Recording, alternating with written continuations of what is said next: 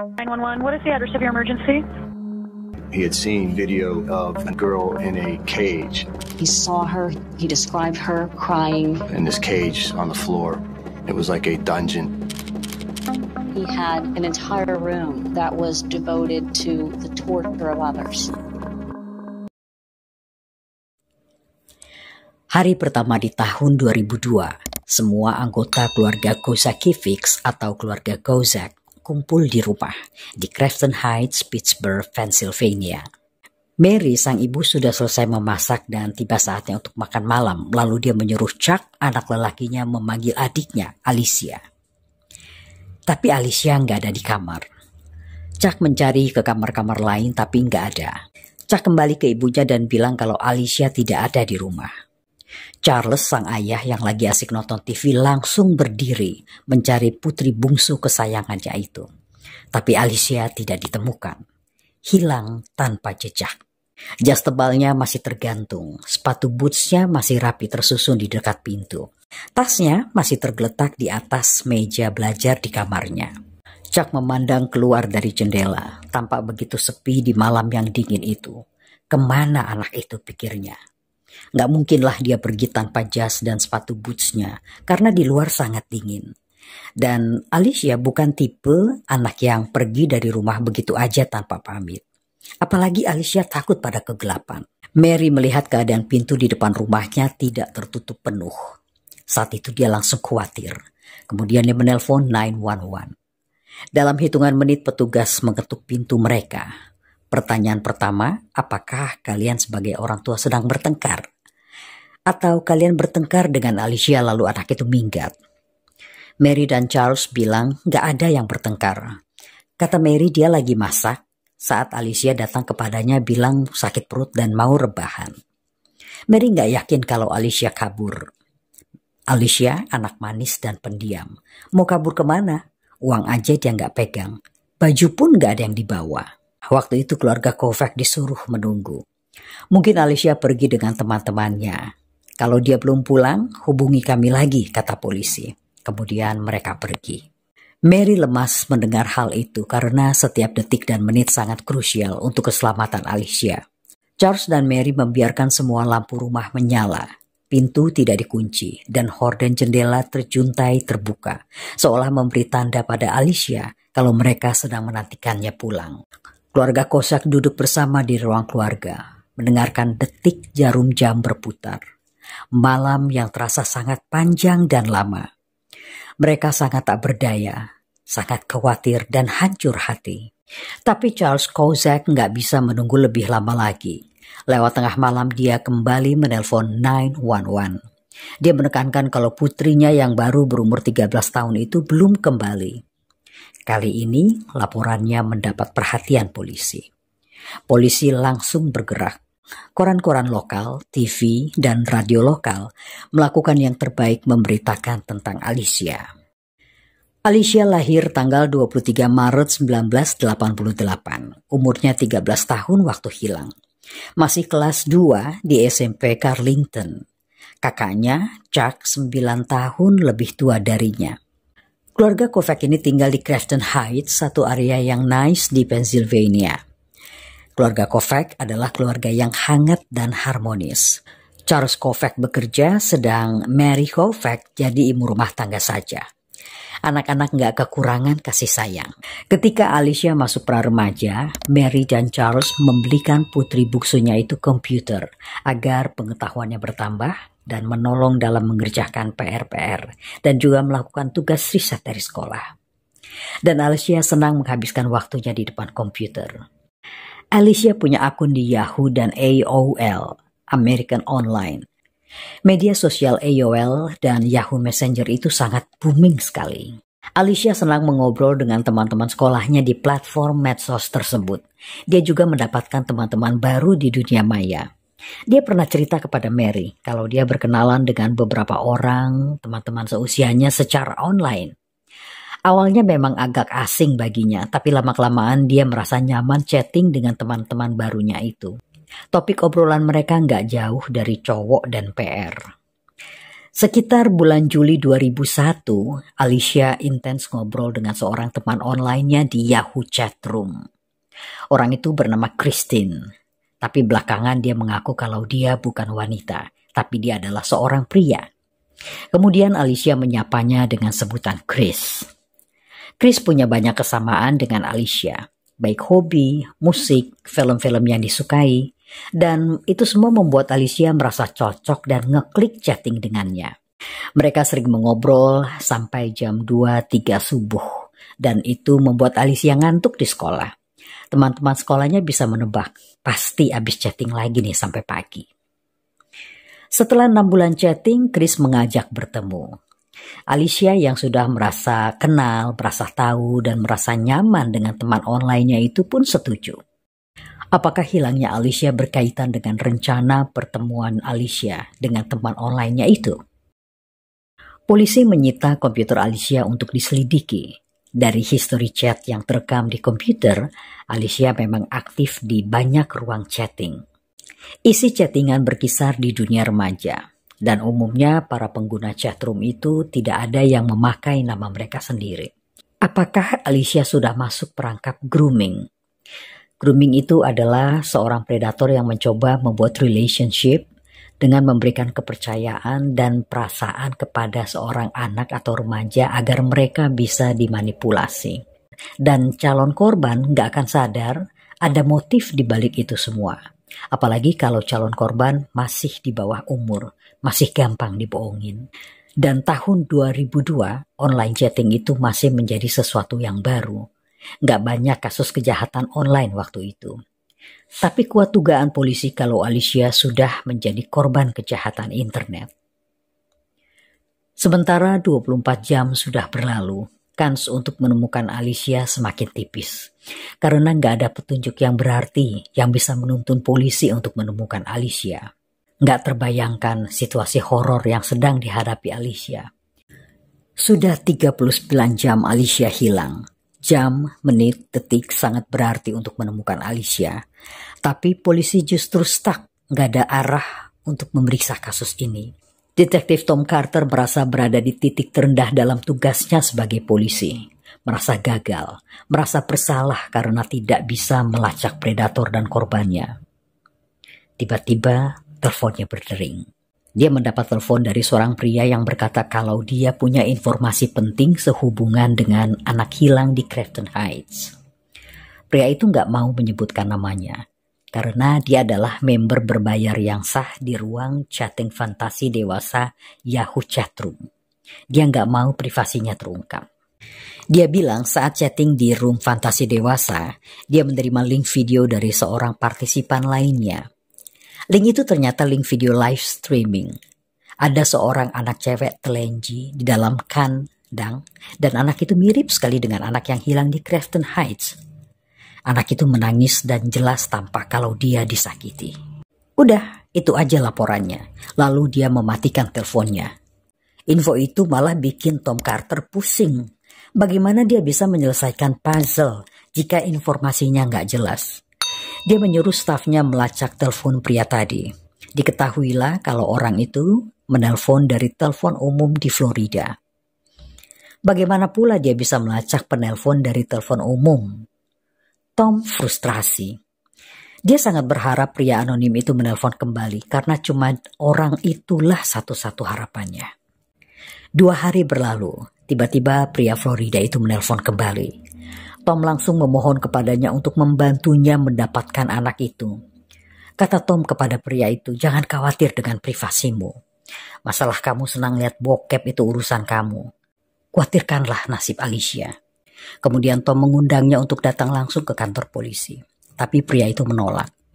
Mungkin dia merasa malu karena suka menonton video-video bokep. Baiklah, kata Tom. Pria itu bilang video anak dalam kandang itu benar-benar mengganggunya. Dia tahu anak itu dalam keadaan bahaya. Dia nggak bisa diam terus. Dia bertekad ingin membantu polisi menemukan Alicia. Sang informan bilang dia pernah chatting dengan seseorang yang mau menculik remaja untuk dijadikan budak. Pada hari Alicia diculik, pria itu muncul lagi di chatroom. Dengan bangga dia cerita kalau dia sudah berhasil menculik anak perempuan berumur 13 tahun. Lalu dia memunculkan korbannya di kamera sambil berkata, "Dia milikku sekarang." Leher remaja itu dipakaikan kalung rantai anjing. Dia tidak berbusana. Pemandangan itu sangat mengganggunya, jauh dari fantasinya. Kali ini dia menelpon dari rumahnya. Sementara Tom terus berbicara dengan pria itu, polisi yang lain menghubungi polisi Florida agar mereka pergi ke rumah orang tersebut untuk membuktikan apakah orang itu benar-benar ada atau polisi sedang kena prank. Awalnya dia marah melihat kedatangan polisi federal. Tapi kemudian dia sadar kalau ini masalah serius dan polisi harus gercep menyelamatkan seorang anak. Kemudian informan itu menyebutkan nama user si predator, Master 14 Slave atau Tuan Budak Cilik. Memasuki hari keempat hilangnya Alicia, polisi mulai online di ruang chat Yahoo. Nama Master 14 Slave itu memang sering muncul di ruang chat. Polisi berhasil mendapatkan alamat internet protokol si Master 14 itu. Tapi Yahoo menutup akses saat polisi ingin mengorek nama asli dan alamatnya. Karena itu memang kebijakan Yahoo yang secara sah melindungi data pribadi usernya. Tapi untung aja ada satu badan hukum lain yaitu Patriot Act yang mengharuskan penyedia internet memberikan informasi pelanggannya kepada penegak hukum jika terjadi satu kejahatan. Tapi sudah jam 5 pagi. Kantor pusat Yahoo di California masih belum buka. Alicia nggak boleh menunggu terlalu lama. Kalau sebelumnya Tom Carter sudah meminta tolong FBI Florida, kali ini dia meminta tolong FBI California untuk mengirimkan agennya ke rumah Presiden Yahoo di Sacramento.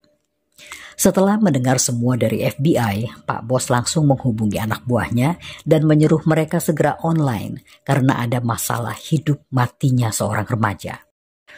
Didapatlah alamat dan nama asli Master 14 itu, Scott William Tyree. Umurnya 39 tahun waktu itu. Pernah 2 kali menikah dan punya seorang putri berumur 12 tahun yang tinggal dengan ibunya. Tapi tiap musim dingin anaknya itu tinggal bersama Scott. Pada hari sebelum menculik Alicia, Scott memulangkan putrinya itu kembali kepada ibunya. Scott seorang ahli dan analis komputer yang bekerja sebagai pegawai kontrak di kantor pemerintah. Dia nggak punya catatan kriminal. Alicia sudah dibawa lari sejauh 515 km dari rumahnya. Sementara di Grafton Heights hari itu juga, pada hari keempat hilangnya Alicia, FBI menyampaikan kabar kalau mereka sudah tahu siapa yang menculik putrinya. Pikiran Mary dan Charles bercampur aduk. Apakah mereka akan menemukan anaknya masih hidup atau menemukan jasadnya? Sebagian anggota FBI pergi ke kantor Scott Tyree dan menangkap pria itu di sana. Sebagian lagi pergi ke rumah Scott dengan harapan menemukan Alicia Kozak dalam keadaan hidup. Setiap ruangan diperiksa dan akhirnya seorang petugas menemukan satu pintu menuju ruang bawah tanah yang terkunci. Mereka menggergaji gemboknya dan masuk ke bawah. Tampaklah pemandangan yang sangat mengejutkan. Karena ruangan itu dipenuhi dengan aneka peralatan untuk melakukan penyiksaan. Dan ada kandang di situ. Ini sesuai dengan gambaran yang diberikan oleh sang informan. Tapi Alicia tetap tidak ada di sana. Mereka begitu khawatir kalau mereka datang terlambat. Mereka kembali naik lagi ke atas. Seorang polisi melihat sesuatu yang aneh tersembul dari kolong tempat tidur. Alicia masih hidup. Dia bersembunyi dan meringkuk di kolong tempat tidur dengan ketakutan saat mendengar banyak orang masuk ke dalam rumah. Dari kolong dia melihat sepatu-sepatu, langkah-langkah pria, mondar-mandir di kamar. Alicia pikir kematiannya sedang menjemputnya. Dia pikir orang-orang itu adalah suruhan Scott untuk menghabisinya. Lalu kemudian dia melihat tulisan FBI di punggung jaket pria-pria itu. Seorang petugas membungkukkan badannya melihat ke kolong tempat tidur sambil tangannya meraih tangan Alicia. Polisi menutupi tubuh Alicia yang hanya mengenakan CD. Rantai anjing di lehernya dilepaskan polisi. Kalung rantai anjing itu begitu ketat sampai kulit leher gadis itu terluka. Kedua tangannya diikat dengan rantai panjang yang dililitkan pada kaki tempat tidur. 3 hari dalam penyekapan, Alicia menceritakan bagaimana dia diculik oleh Scott. Alicia memang meminta izin kepada ibunya untuk istirahat. Alasannya sakit perut, tapi ternyata dia pergi keluar rumah. Alicia akui tindakan yang seperti itu sebenarnya bukan dia banget.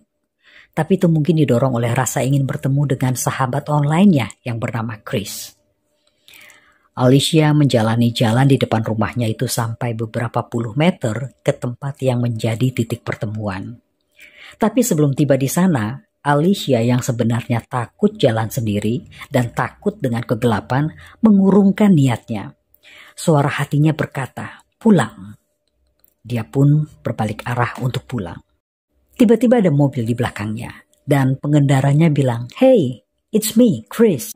Alicia ragu-ragu untuk masuk, tapi tiba-tiba Scott alias Chris alias Master 14 menarik tangan Alicia dengan kuat, begitu kuatnya sampai Alicia berpikir tangannya itu patah. Kemudian Scott melarikan mobilnya dengan sangat cepat. "Santai saja, tapi jangan coba-coba teriak atau kamu akan aku masukkan ke dalam bagasi." Sejak saat itu Alicia diliputi rasa kengerian setiap saat.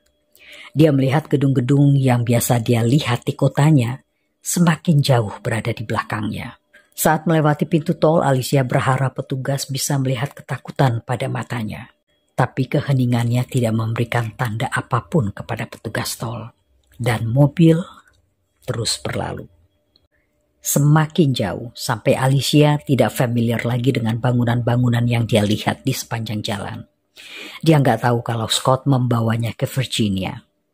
Yang dia tahu perjalanan itu cukup lama, sekitar 4 atau 5 jam. Tiba di rumah Scott sekitar jam 3 pagi. Scott melucuti baju Alicia, lalu memakaikan kalung rantai anjing dan memasukkan ke dalam kandang. Sejak saat itu, dia harus patuh pada semua perintah dan keinginan Scott. Dan kita tahulah selanjutnya selama 4 hari itu diapain aja itu anak. Pada hari keempat sebelum pergi kerja, Scott bilang, "Kayaknya saya sudah semakin sangat menyukai kamu. Nanti sore kita jalan-jalan ya."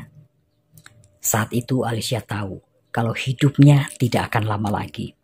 Yang harus dia lakukan sekarang adalah bertahan hidup, walau penuh ketakutan, penderitaan, dipermalukan, dan melakukan hal yang menjijikkan sekalipun.